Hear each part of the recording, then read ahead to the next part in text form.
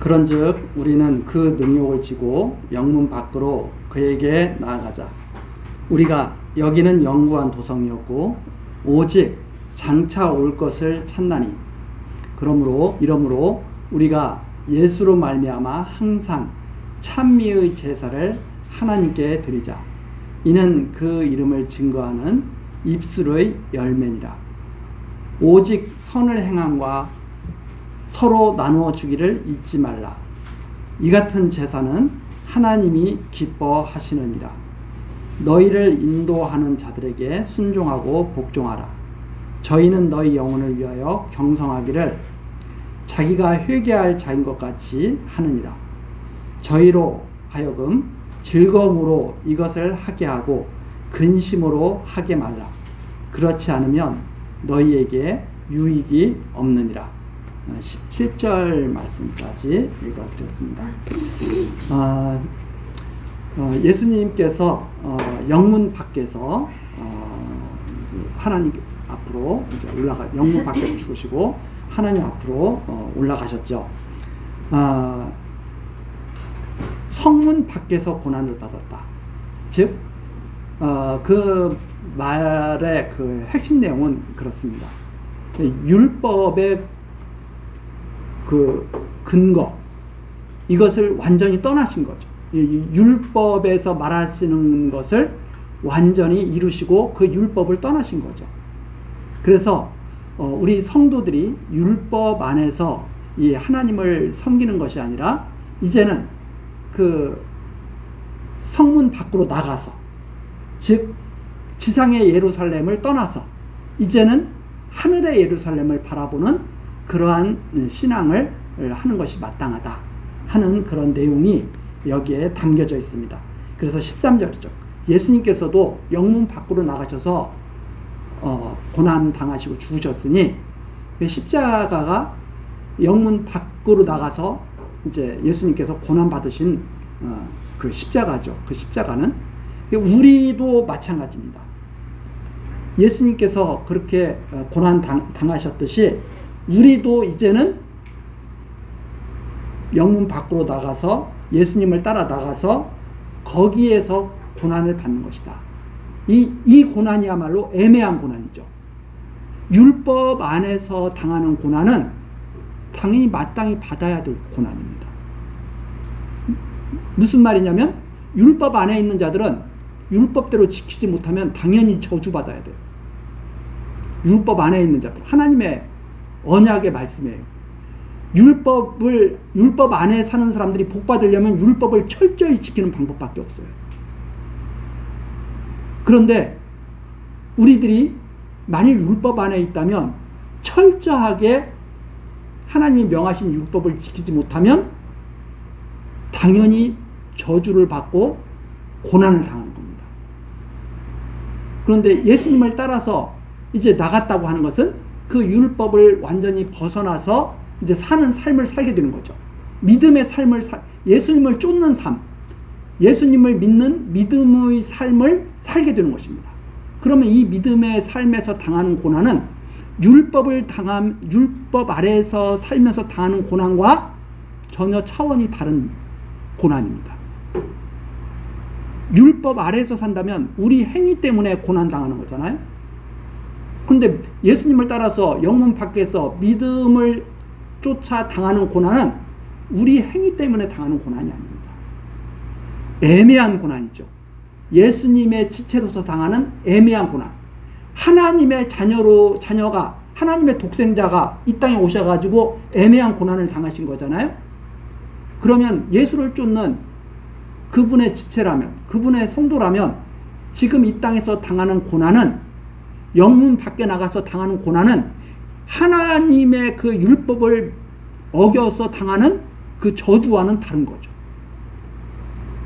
즉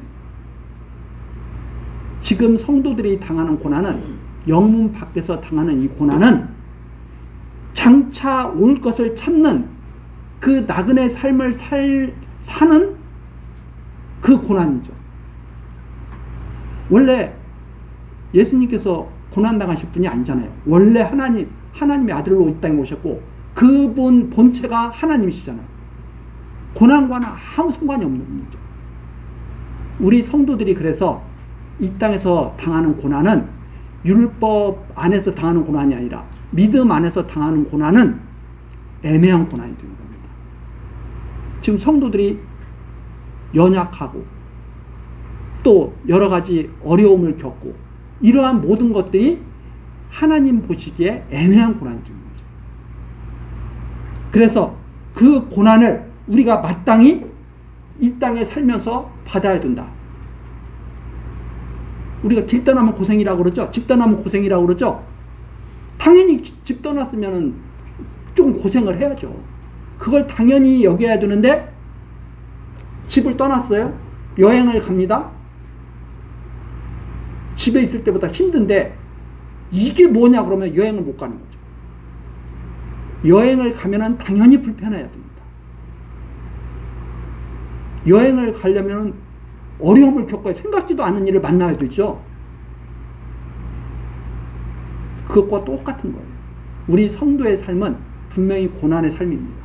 그러나 그 고난은 율법 안에서 당하는 고난이 아니라 믿음 안에서 당하는 애매한 고난. 그 고난은 하늘의 예루살렘을 향해서 가는 그 고난이죠. 그래서 15절 이러므로 우리가 예수로 말미암아 항상 찬미의 제사를 하나님께 드리자. 그래서 이 성도의 삶은 축복받은 삶이에요. 비록 겉보기에는 고난이 있을지라도 하나님께 찬미의 제사를 드릴 수 있는 삶이 되는 겁니다. 이는 그 이름을 증거하는 입술의 열매라. 그래서 그 믿음의 열매가 바로 하나님을 찬미하는, 모든 일에 감사하고 찬미하게 되는 것이 결국 마지막 열매가 되는 것이다. 16절입니다. 오직 선을 행함과 서로 나눠주기를 잊지 말라. 이게 지금 이 같은 제사는 하나님이 기뻐하시는, 이게 제사예요. 선을 행하는 것, 서로 나누는 것, 서로 선을 나누고 사랑을 나누고, 이것이 바로 하나님이 기뻐하시는 이제 제사가 되는 것이다. 율법의 제사는 하나님이 기뻐하시지 않고 그만두라고 하신 제사예요. 말라기서에서 분명히 말씀하시잖아요. 너희들이 드린 제사는 이제 더 이상 받지 않겠다고. 예수 그리스도의 제사를 하나님께서 기뻐 받으시는데, 이제는 예수 그리스도를 쫓아 영문 바깥으로 나가는 사람들의 제사는 어떤 제사로 변모해야 되느냐? 율법 제사가 아니라 선을 행하고 서로 나눠주는 제사, 그리고 찬미를 하나님께 찬미하는 이 제사가 정말 성도들이 드려야 할 제사가 되는 것이다. 이제 하는 말입니다. 그래서 우리들이 이 땅에 살아가면서 우리들이 많은 것을 얻게 되잖아요. 맨 처음에 우리가 태어났을 때는 이 알몸으로 태어나가지고 뭐 이런 유행어 가사도 있잖아요. 알몸으로 태어가지고 뭐 하나라도 옷이라도 걸치고 이러고 살고 있지 않습니까? 당연하게 여기면 안 된다는 말이에요. 이 땅에 왜 태어났느냐? 하나님의 백성들이 이 땅에 태어난 이유는 선을 행하기 위해서 태어난 거죠. 서로 나누기 위해서 태어난 것이다 하는 말입니다. 그래서 우리가 나는 나눌 것이 없는데요. 각자 재능이 있습니다. 하나님께서 주신 재능이 있죠. 그럼 그 재능을 다 나누는 거예요. 예를 들어서 저에게 주신 재능은 말씀 증거하는 재능이에요. 하나님 그 은사를 주신 그 은사를. 그러니까 저는 말씀을 증거함으로 해서 하나님이 저에게 주신 은사를 나누고 있는 거예요. 장로님은 교회를 잘 다스리시는 그런 은사를 받았기 때문에 그 은사를 가지고 나누는 거예요. 집사님들 봉사하는 은사를 받았기 때문에 그걸 다 나누는 거예요. 그것이 바로 하나님의 뜻을 이루는 것이고 그것이 선을 행하는 것이다. 그래서 우리가 가지고 있는 어떤 모든 것들을 당연히 여기면 안 된다. 내가 가지고 있는 재능 당연한 게 아닙니다.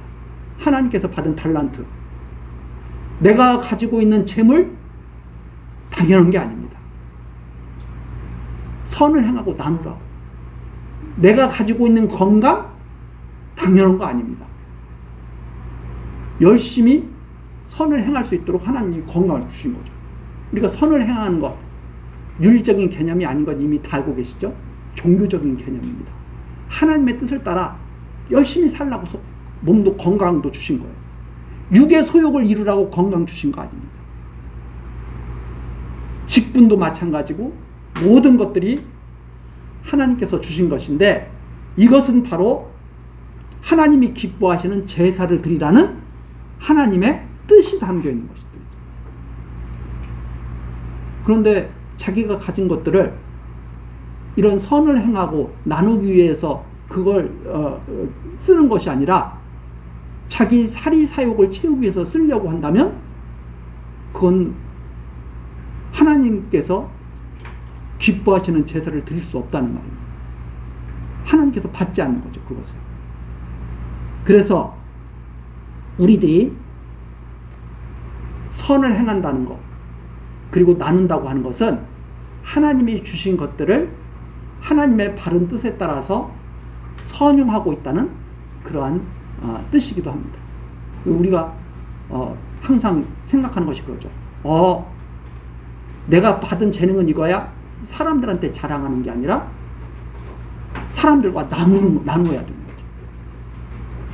그래서 우리들이 살다 보면 여러 가지 자기 재능을 쓸 곳이 있습니다. 선을 위해서. 그때 기쁘게 그걸 써야죠. 세상에서도 그러지 않습니까? 세상에서 재능 기부. 자, 그 다음에 17절입니다. 너희를 인도하는 자들에게 순종하고 복종하라.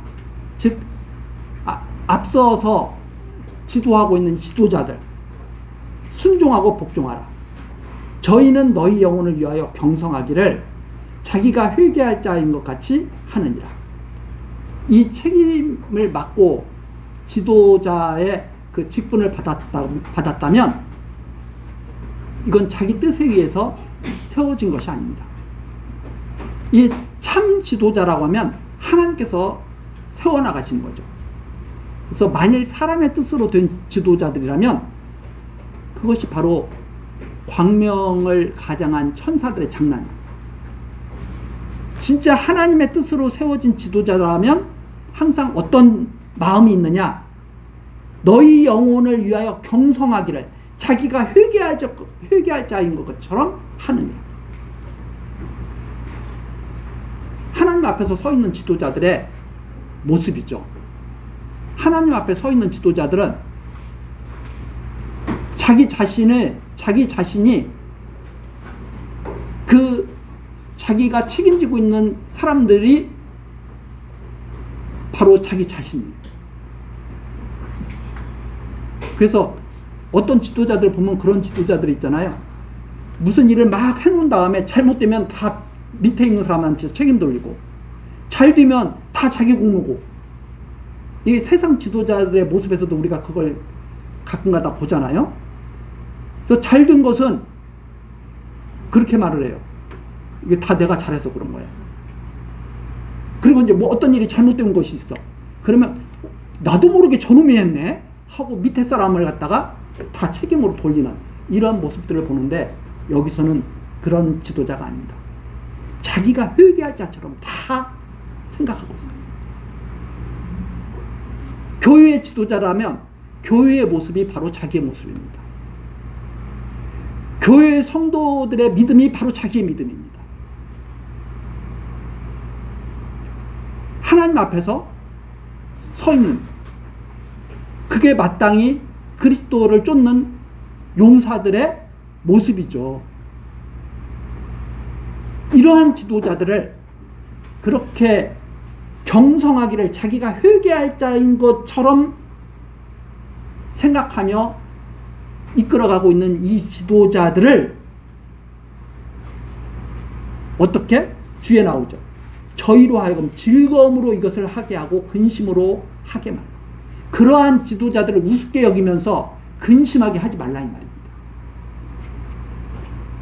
그러니까 우리도 마찬가지죠. 좋은 지도자를 우리가 맞았으면 정말 감사하게 생각해야 되는 거죠. 그런데 그러한 좋은 지도자를 알아보지 못하고 슬프게 한다면 얼마나 자기에게 해가 되겠느냐 이 말입니다. 그래서 그렇지 않으면 너희에게 유익이 없느니라. 하나님이 세운 예를 들어서 다윗과 같은 지도자를 하나님이 딱 세우잖아요. 다윗을 사람들이 세운 게 아니거든요. 하나님이 일찍이 사무엘 선지자를 보내서 기름 부은 자가 바로 다윗 왕이잖아요. 근데 다윗 왕이 때로는 실수도 합니다. 그렇다고 해서 다윗 왕을 우습게 여기면 안 된다 이 말입니다. 하나님께서 기뻐 세우신 지도자예요. 그러면 다윗 왕국에 있는 백성들은 다윗 왕이 기쁨으로 왕직을 수행할 수 있도록 함께 힘을 모아야 돼요. 그런데 다윗 왕을 계속 배반해가지고 다윗 왕과 대적을 하는 거예요. 다윗 왕을 괴롭게 하는 거예요. 그것은 아무 유익이 없다. 예를 들어서 다윗 왕이 그 아들 압살롬의 반란 때 이렇게 도망가게 되지 않습니까? 그때 시므이가 나와서 다윗 왕을 막 조롱하면서 저걸 하죠. 다윗 왕의 마음을 괴롭게 하죠. 아무 유익이 없다 이 말입니다. 오히려 제가 이름이 정확하게 바르실레처럼 오히려 피난 가는 다윗 왕을 돕는, 그래서 기쁘게 하는 그 사람이 진짜 유익이 있는 사람이다. 성경으로 예를 들자면 그런 겁니다.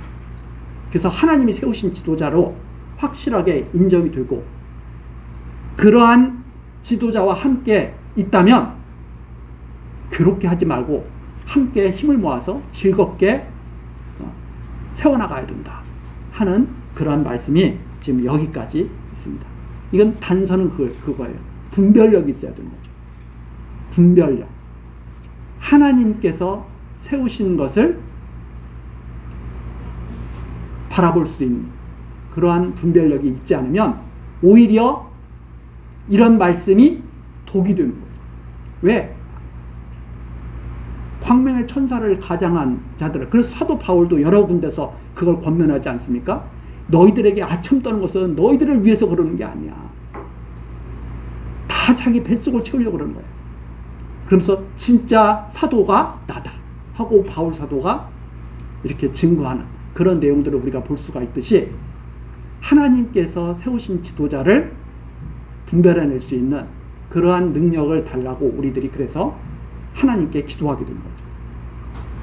자, 그 다음에 18절 내용이 있는데 우리 이 내용 계속 연결된 내용이지만 다음 시간 마무리를 또 하기로 하고 오늘 여기까지 하겠습니다. 기도하시겠습니다.